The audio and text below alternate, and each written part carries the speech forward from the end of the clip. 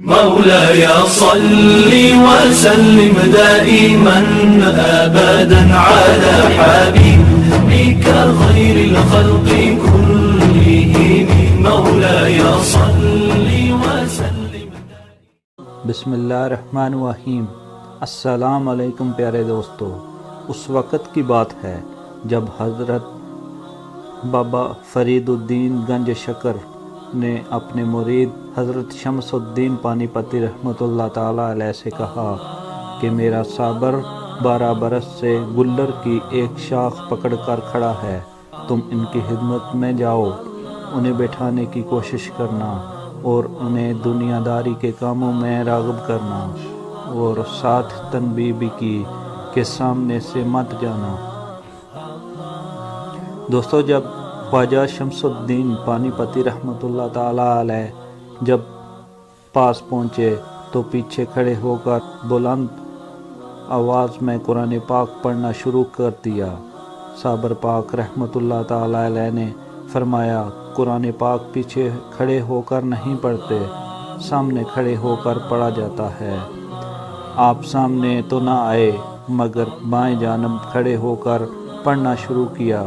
کچھ دیر بعد آپ خاموش ہو گئے تو حضرت صابر پیا نے فرمایا، پھر پڑھو، خاموش کیوں ہو گئے ہو؟ عرض کی، سرکار بہت تھک گیا ہوں، کھڑے ہو کر پڑھا نہیں جاتا.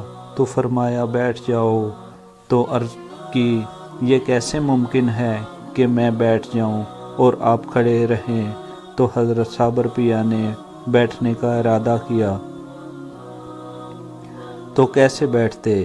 ہاتھ پاؤں تو 12 سال کے مشاہدے سے شل ہو چکے تھے. تو حضرت شمس الدین پانی پتی رحمۃ اللہ تعالیٰ علیہ نے آپ کو سہارا دے کر درخت کے پاس بٹھا دیا، پھر قرآن پاک پڑھنا شروع کر دیا. کچھ دیر بعد آپ پھر خاموش ہو گئے. آپ نے فرمایا، کیوں خاموش ہو گئے ہو؟ عرض کی، میرا ارادہ واپسی کا ہے، اگر آپ اجازت دیں تو میں آپ کی خدمت کے لیے یہاں قیام کر لوں. فرمایا، میں آپ کو واپس کیسے بھیج سکتا ہوں؟ آپ کو تو میرے مرشد پاک نے بھیجا ہے اور فرمایا، تو میرا بیٹا ہے، اور شرط دست سر پر رکھا اور بیت خلافت عطا کی. حضرت شمس الدین کافی عرصے آپ کی خدمت میں رہے. دوستو، آپ نے فرمایا، جب میرا وصال ہو تو آنا اور مجھے غسل دینا. میرے بائیں جانب ایک چشمہ ظاہر ہوگا، اس سے مجھے غسل دینا، اور یاد رکھنا میرے جسم کو ہاتھ مت لگانا.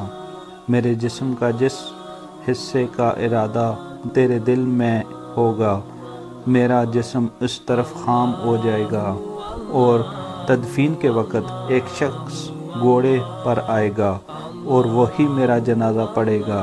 دوستو، آپ 12 ربیع الاول 623 ہجری کو حالق حقیقی کو جا ملے. جب جنازے کی تیاری ہو گئی تو ایک گھوڑ سوار نقاب پوش آیا اور گھوڑے سے اتر کر جنازے کی جگہ کھڑا ہو گیا. حضرت شمس الدین رحمۃ اللہ تعالیٰ علیہ سوچ رہے تھے کہ اس عظیم ہستی کے جنازے میں ایک صرف میں ہی ہوں. تو جب دائیں اور بائیں جانب دیکھا تو بے شمار اولیاء کرام جنازے میں شریک تھے. تو حضرت شمس الدین پوچھا کرتے تھے کہ فنا اور بقا کیا ہے؟ تو آپ فرماتے تھے کہ وقت آنے پر پتہ چل جائے گا. جنازہ پڑھنے کے بعد حضرت شمس الدین واپس جانے لگے تو آپ کے دل میں جنازہ پڑھانے والے کا دیدار شوق پیدا ہوا کہ میں اس چہرے کا دیدار کروں جس نے میرے مرشد پاک کا جنازہ پڑھایا ہے. پھر آپ نے عرض کی کہ میں آپ کا دیدار کرنا چاہتا ہوں. پھر جب اس بزرگ نے چہرے سے پردہ اٹھایا تو شمس الدین پانی پتی رحمۃ اللہ تعالیٰ علیہ دیکھ کر حیران رہ گئے کہ وہ خود صابر پیا رحمۃ اللہ تعالیٰ علیہ تھے. آپ نے فرمایا، شمس الدین، تم پوچھا کرتے تھے کہ فنا اور بقا کیا ہے؟ تو جست خاکی کی طرف اشارہ کر کے فرمایا وہ فنا ہے یہ بقا ہے۔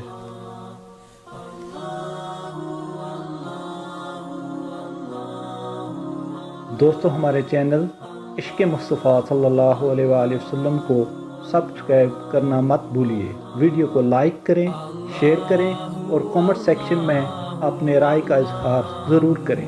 اللہ اللہ اللہ اللہ